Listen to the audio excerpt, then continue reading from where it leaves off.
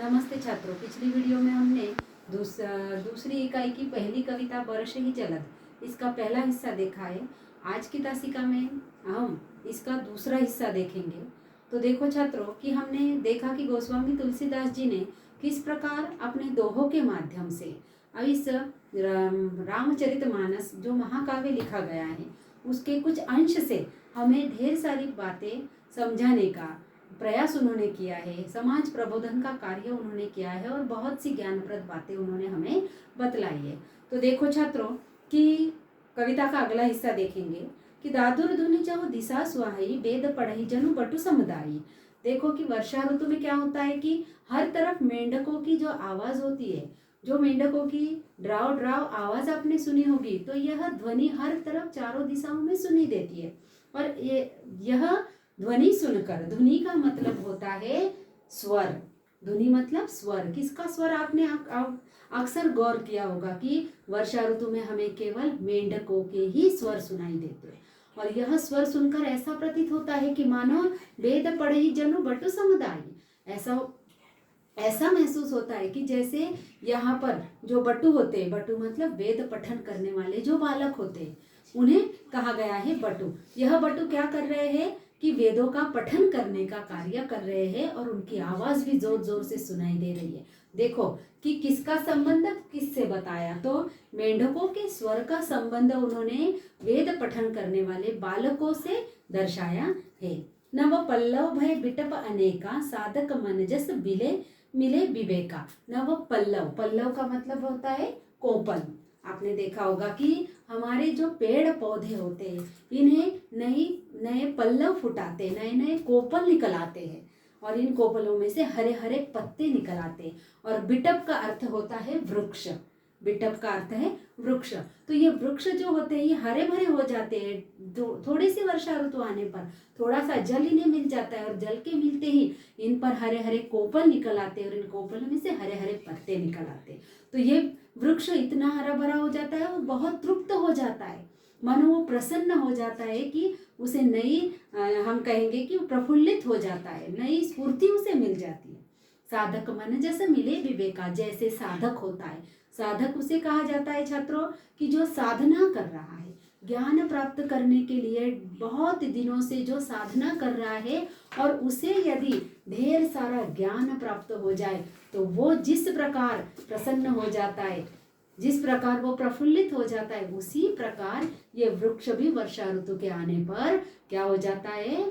प्रफुल्लित हो जाता है और तृप्त हो जाता है। देखो किसका संबंध किससे बताया गया है, तो इस हरे भरे वृक्ष का संबंध उन्होंने एक साधक के ज्ञान से दर्शाया है। अर्क जवास पात बिनु भयो जस सुराज खल उद्यम गयो। अर्क, अर्क का अर्थ होता है कि मदार का पेड़। देखो छात्रों, अर्क का अर्थ है मदार।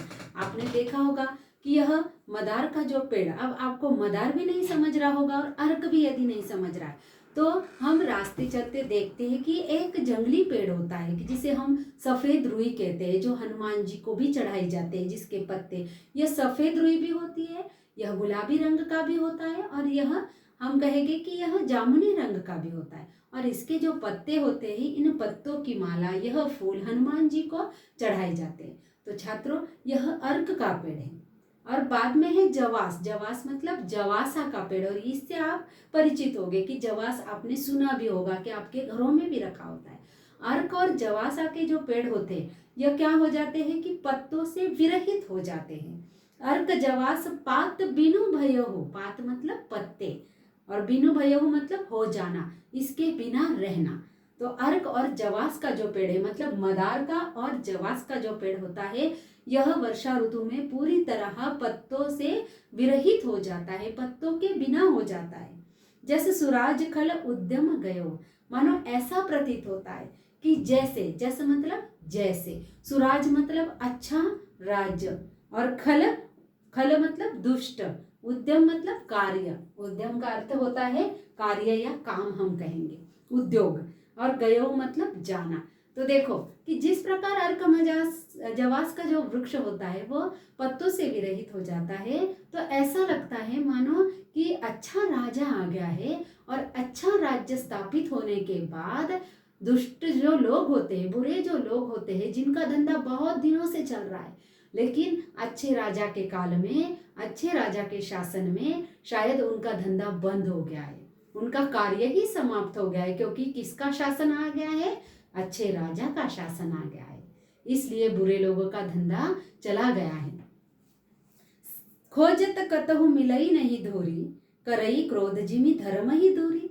खोजत मतलब खोजना, ढूंढना, कतहु मतलब कहाँ भी, धूरी का अर्थ होता है धूल। देखो कि हमने वर्षा ऋतु आ गई, बारिश का पानी जो है वो धरती पर गिर गया, ढूंढ लो चाहे जहां वहां ढूंढ लो, लेकिन कई कितना भी ढूंढने पर हमें धूल तो नजर ही नहीं आएगी, क्योंकि इस वर्षा ने तो इस धरती को जल से परिपूर्ण कर दिया है। और इसलिए जहां भी देखेंगे केवल हमें जल नजर आता है, धूल तो हमें कहीं नजर नहीं आती है।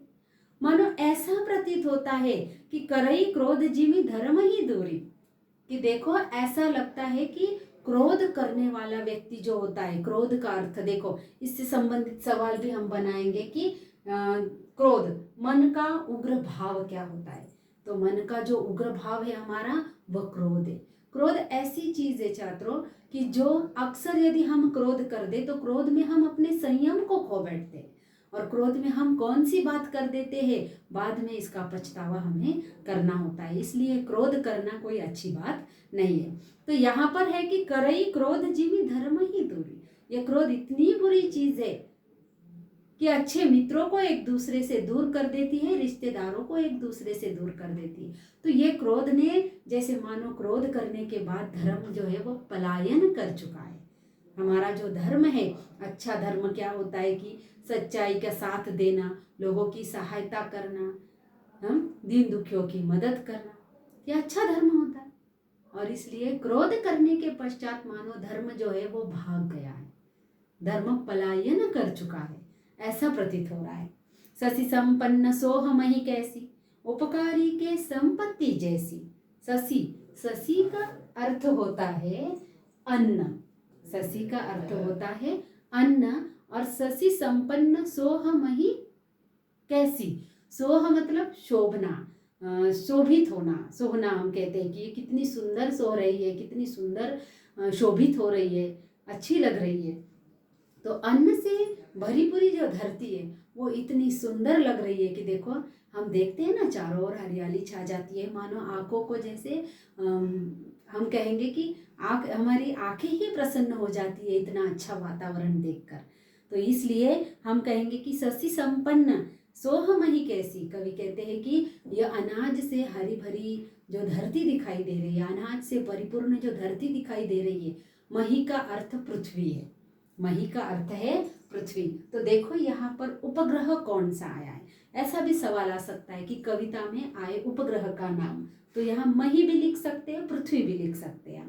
तो यहाँ हमें पृथ्वी लिखना है, उपग्रह है पृथ्वी। तो यहाँ पर पृथ्वी कैसी नजर आ रही है, तो अनाज से हरी भरी परिपूर्ण धरती हमें नजर आ रही है। तो उपकारी के संपत्ति जैसी, लेकिन ये धरती किस प्रकार नजर आ रही है, ये फसल आएगी, किसान दिन रात मेहनत करेगा, लेकिन ये फसल तो सभी लोगों के उपयोग में आएगी। केवल किसान अकेला इसे खाता है क्या? नहीं, वो सबके लिए अन्न उगाता है यह किसान। तो यह धरती कैसे नजर आ रही है कि जो उपकारी होता है अपनी संपत्ति इकट्ठा तो करता है, लेकिन यह संपत्ति का उपयोग दूसरों के दान धर्म के लिए करता है। अक्सर दूसरों को देने में उसका हाथ आगे होता है और उसकी संपत्ति बड़ी सुहावनी लगती है। क्यों? क्योंकि उसका सदुपयोग हमेशा वह करता है। वैसे धरती नजर आ रही है। आगे है निशितम घन घन खद्योद विराजा, जनुदम भिन कर मिला समाजा। देखो, निशी का अर्थ है रात, निशा, निशी का अर्थ है रात या निशा हम कहेंगे। तो तम मतलब अंधकार और घन मतलब गहरा, खद्योत का अर्थ होता है जुगनू, और विराजा मतलब विराजमान होना, बैठ वहां पर इकट्ठा होना। तो रात का घना अंधकार है, और इस घने अंधकार में किसका राज्य है? जुगनू का राज्य है। हर तरफ जुगनू का ही प्रकाश फैला हुआ है। तो जुगनू भी स्वयं पर घमंड कर लेता है, स्वयं पर वह गर्व कर लेता है, अभिमान कर लेता है कि मेरे कारण यहाँ पर तो ये रात ने निशा ने तो अपना जो चादर फैलाई तो हर तरफ अंधकार छा गया है, लेकिन इस अंधकार में केवल मैं एक अकेला ऐसा हूँ कि जिसके कारण प्रकाश फैला हुआ है। और इसलिए वो स्वयं पर घमंड कर लेता है और वो कहता है कि निशितम घन खद्योत विराजा। कवि कहते हैं कि इस घोर अंधकार में रात के केवल जुगनू का प्रकाश विराजमान है, केवल जुगनू ही जुगनू विराजमान है। जनु दम्भिन कर मिला समाजा। लेकिन ये जुगनू किस प्रकार दिखाई दे रहे हैं? जनु मतलब जैसे, दम्भी, दम्भी का अर्थ होता है घमंडी, दम्भी और घमंडियों का जैसे, कर मिला समाजा, कर मतलब एक साथ इकट्ठा होकर, जैसे ऐसा लग रहा है कि जुगनू इकट्ठा हो गए रात के अंधकार में, तो मानो ऐसा प्रतीत हो रहा है कि घमंडी जो लोग होते हैं, जो घमंडी लोगों का समाज होता है कि थोड़ा सा भी उनके पास है तो अपने आप पर घमंड कर लेते हैं, और वो घमंडी लोग रात के अंधकार में इकट्ठा होकर अपनी बस अभिमान भरी बातें कर रहे हैं, एक दूसरे को दिखावा दिखाने का कार्य कर रहे हैं। मैं ऐसा करता हूँ, मेरे पास इतना है, तेरे पास इतना है, उतना है, बस यह है घमंड, केवल दिखावा करना, एक दूसरे को अपने पास कितना ज्यादा है वह दिखाने का कार्य यहाँ पर लोग करते हैं, उसे दम्भी कहा जाता है, घमंडी कहा जाता है।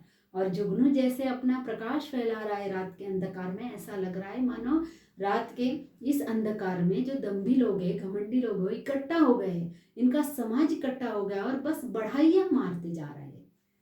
देखिए तो कृषि निरावही चतुर किसाना, जिमि बुध तजही मोह मद माना। कृषि, कृषि मतलब किसान है, निरावही, निरावही मतलब निराई करना। आपके खेत में भी आपने देखा होगा कि जब फसल आती है तो फसल के बीच दूसरी ही कोई घास फूस निकल आती है, और उस घास फूस को निकालना बहुत ज़रूरी होता है, नहीं तो हमारी फसल खराब हो जाएगी, इसलिए हम उस घास को निकाल कर फेंक देते हैं, उसे निराई करना कहते हैं, निराई करना कहते हैं, और वही शब्द है निरावही। तो चतुर किसान क्या करता है कि कृषि मतलब खेत, अपने खेत में जो घास फूस निकल आती है उसकी निराई कर देता है, उसे निकालकर बाहर फेंक देता है। उसे पता है कि यदि मैंने इस घास को नहीं निकाला तो मेरी फसल नष्ट हो जाएगी। लेकिन किस प्रकार?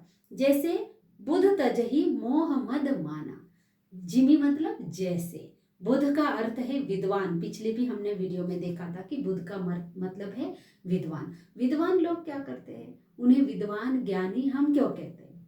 क्योंकि विद्वत्ता प्राप्त करने के लिए उन्होंने विकारों को त्याग कर दिया।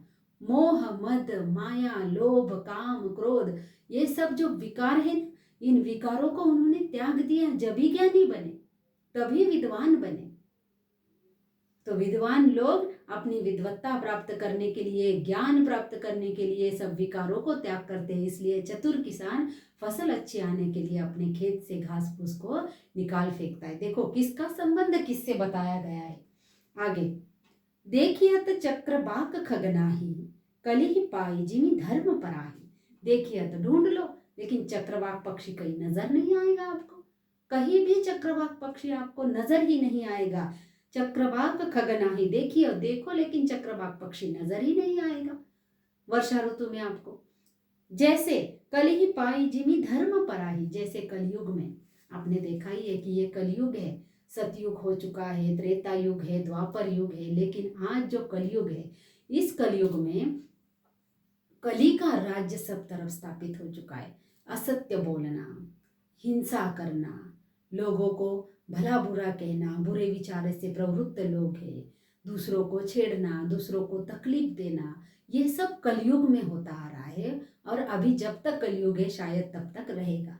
तो कलयुग में धर्म का नाश हो चुका है, कलयुग में पूरी तरह धर्म का, कुछ लोग ऐसे हैं कि जो अभी भी धर्म के रास्ते चल रहे हैं, लेकिन ढेर सारे लोग हम कहेंगे जो धर्म की राह जिन्होंने छोड़ दिया, अधर्म के रास्ते पर वो चल रहे हैं।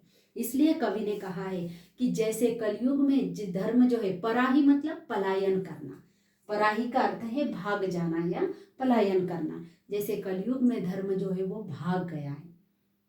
इसलिए कवि कहते हैं कि वर्षा ऋतु में जब चक्रवाक पक्षी कहीं नहीं दिखाई दे रहा, मानो ऐसा प्रतीत हो रहा है कि जैसे कलयुग में धर्म जो है वो भाग गया है। विविध जंतु संकुल मही भ्राजा, प्रजा बाढ़ जिमी पाई सुराजा। देखो अब मही का अर्थ फिर से मैंने कहा पृथ्वी धरती। अब देखो विविध जंतु, भ्राजा मतलब शोभायमान होना, अब ये धरती इतनी बड़ी है, ये सृष्टि है, ये सृष्टि पर केवल मनुष्य नहीं बल्कि ढेर सारे जीव जंतु हैं। और इन सब जीव जंतु से, मनुष्य से, प्राणियों से ये जो धरती है ना, ये बड़ी सुंदर दिखाई दे रही है, बड़ी शोभायमान दिखाई दे रही है। तो इस प्रकार जैसे प्रजा बाढ़ जिमी पाई सुराजा, जैसे सुराज्य आने पर, सुराज्य मतलब अच्छा राज्य, अच्छा यदि राजा हमें मिल जाए, और अच्छा राजा यदि मिल जाए उसका शासन भी अच्छा होता है, और अच्छा शासन करता होता है, और इसलिए उसके राज्य में देश की प्रगति होना अवश्य है। इसलिए उसका राज्य जैसे ही स्थापित हो जाता है तो देश की प्रगति हो जाती है, देश प्रगति के पथ पर निकल पड़ता है आगे। और इसलिए कवि ने कहा है कि यह धरती वर्षा ऋतु आने पर ढेर सारे जीव जंतु से शोभायमान हो गई है। मानो ऐसा प्रतीत हो रहा है जैसे कोई अच्छे राजा का शासन शुरू हो जाने से उस प्रजा का विकास हो गया है, उस प्रजा की वृद्धि हो गई है। जह तह रहे पथिक थकी नाना, जिमी इंद्रिय गण उपजे ज्ञाना। देखो, अब पथिक जो होता है, पथिक का अर्थ होता है राहगीर। जह तह रहे पथिक थकी नाना, नाना मतलब ढेर सारे, अनेक प्रकार के जो पथिक है, राहगीर है, वो चलते चलते थक चुके हैं, और थकने के बाद में वो विश्राम कर लेते हैं। विश्राम करने के बाद उन्हें आगे चलने के लिए तनिक विश्राम की आवश्यकता होती है, थोड़ा विश्राम उन्हें करना होता है, तभी वो आगे बढ़ पाएंगे। लेकिन थकने के बाद में उनके इंद्रिय जो है वो शिथिल हो जाते हैं, इसलिए वो एक जगह बैठ जाते हैं। तो उसी प्रकार जिमी इंद्रियगण उपजे ज्ञाना, जैसे कोई विद्वान व्यक्ति है और विद्वान व्यक्ति ने ढेर सारा ज्ञान प्राप्त कर लिया है, और अब इतना ज्ञान प्राप्त कर लिया है कि इस ज्ञान के कारण उसके जो इंद्रिय है, हम कहते हैं ना जो 5 इंद्रिय होते हैं, कि उन्हीं इंद्रियों को हमें काबू में करना है, तभी हम ध्यान धारणा कर सकते हैं, ज्ञान प्राप्त कर सकते हैं, तभी हम संतों के जैसे वचन बोल सकते हैं। लेकिन इतना ज्ञान प्राप्त करने के लिए हमें 5 इंद्रियों को अपने वश में करने की आवश्यकता होती है। तो इसलिए कोई ज्ञानी जो व्यक्ति होता है कि जिसने ज्ञान प्राप्त कर लिया, लेकिन ज्ञान प्राप्त करने के बाद उसने अपने इंद्रियों को वश में कर लिया है, उसके इंद्रिय जो है वो शिथिल हो गए। पथिक का संबंध बताया है ज्ञानी व्यक्ति से, ये बात ध्यान में लो। आगे कवि का देखेंगे।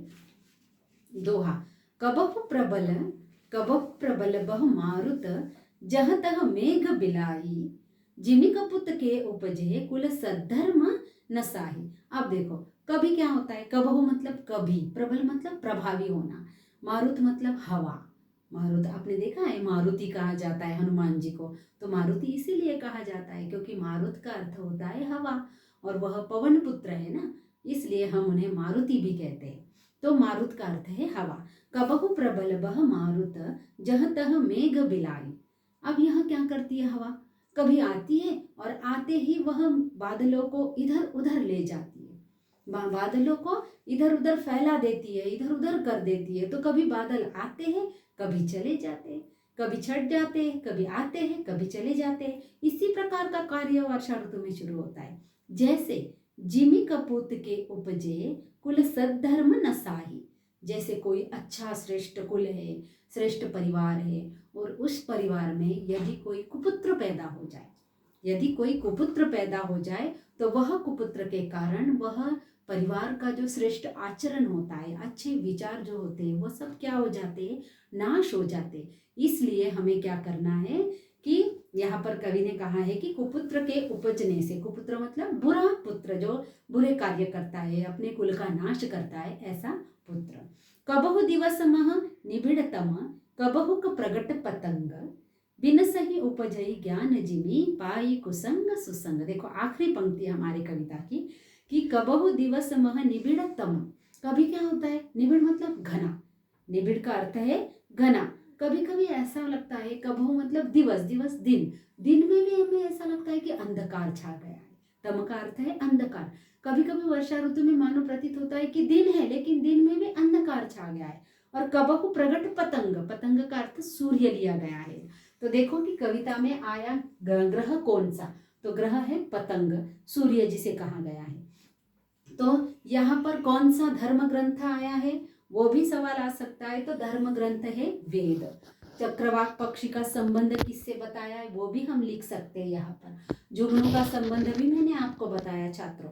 और कौन से पौधों के नाम आए हैं तो मदार और जवास। तो देखो कि कभी कभी दिन में भी अंधकार छा जाता है और कभी ऐसा होता है कि अंधकार के बाद तुरंत सूर्य निकल आता है, सूर्य की प्रकाश की किरणें चारों ओर छा जाती है। तो बिनसई उपजई ज्ञान जिमी, जैसे ऐसा लगता है कि कभी कभी कुसंग का जो व्यक्ति होता है कि वो सुसंगति पाने के पश्चात मानो वह ज्ञानी हो चुका है। अंधकार छा गया मतलब कुसंग छा गया, और प्रकाश आ गया मतलब वहां पर सुसंगति छा गई, ऐसा यहाँ पर कवि ने कहा है। तो छात्रों यह कविता आपको समझ गई होगी। अब इस पर आधारित कुछ सवाल भी मैंने आपको बताए। और ये जो कठिन शब्द है, मैंने आपसे कहा कि पर्यायवाची शब्द पूछे जाते, तो ये भी आपको आपकी कॉपी में लिखने, और यह कविता पे आधारित जितने भी कृति प्रश्न है वो भी आपको इसमें बनाने हैं। जैसे संबंध किसका किससे बताया, जुगनू का संबंध किससे बताया गया। उसके बाद है अन्न से हरी भरी धरती का संबंध कवि ने किससे बताया, किससे किसकी तुलना की गई। ऐसा भी सवाल हम लिख सकते हैं कि चक्रवाक पक्षी न दिखाई दे, इससे मतलब कौन सी कविता की कौन सी पंक्ति कवि ने यहाँ पर दी है। तो छात्रों देखो कि इस प्रकार आपको सवाल भी बनाने हैं और अर्थ भी लिखने हैं कविता में जो कठिन शब्द आए हैं इसके। तो ठीक है, ये कविता समाप्त हो गई। इस पर आधारित कृति प्रश्न आप आपकी कॉपी में लिख लो।